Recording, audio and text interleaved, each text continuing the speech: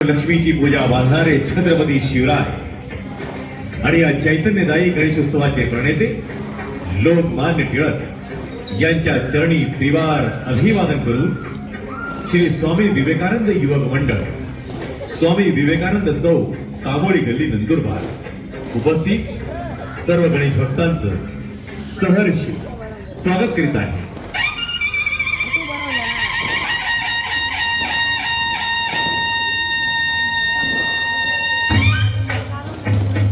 धार्मिक आणि पौराणिक देखावे सादर करण्याची आमच्या मंडळाची उज्ज्वल परंपरा. हीच परंपरा आमच्या मंडळाने कायम अखंडित ठेवलेली आहे. ती केवळ आपल्या प्रतिसादामुळे रसिक गणेश भक्तांकरिता सादर करीत आहोत एक नयनरम्य आकर्षक देखावा.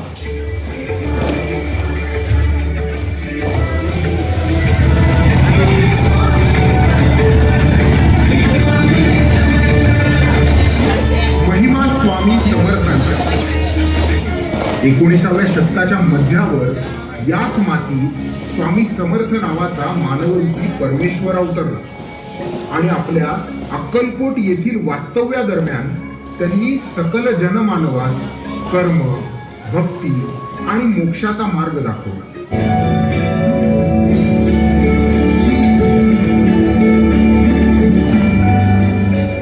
देवा, तू झाडामधला देव आहे.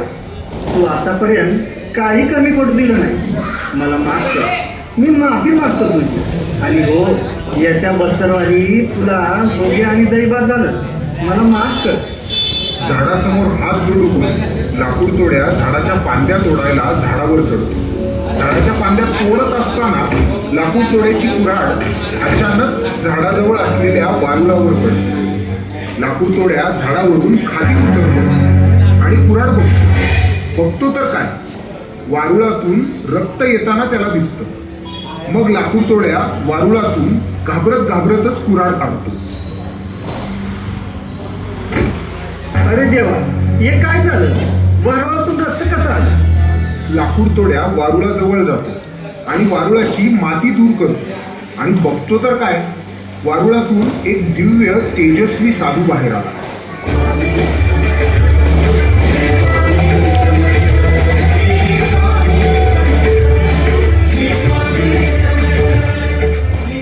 अचानक तेजस्वी प्रकाश वाढतो आणि लाकूड तोड्याच्या डोळ्यासमोर अंधार पसरतो. डोळे उघड.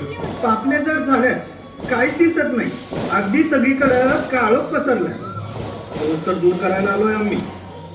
नंतर स्वामी उजवा हात वर करतात आणि तेजस्वी प्रकाश कमी होऊ लागतो.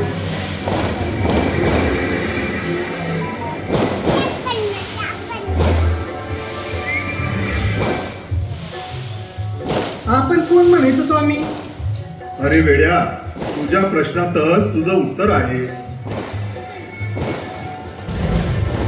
दत्तगुरु? हो हो, आम्हीच आहोत दत्तगुरु. आम्हीच होतो श्रीपाद श्रीवल्लभ, आम्हीच होतो नरसिंह सरस्वती आणि आम्हीच आहोत स्वामी समर्थ. पटली, सगळी ओळख पटली स्वामी, सगळी ओळख पटली. लाकूड तोड्या स्वामींच्या पायावर डोकं ठेवून रडत रडत बोलतो. चुकी झाली स्वामी, माझ्या मान लागलं तुम्हाला. मला माफ करा महाराज, मला माफ करा.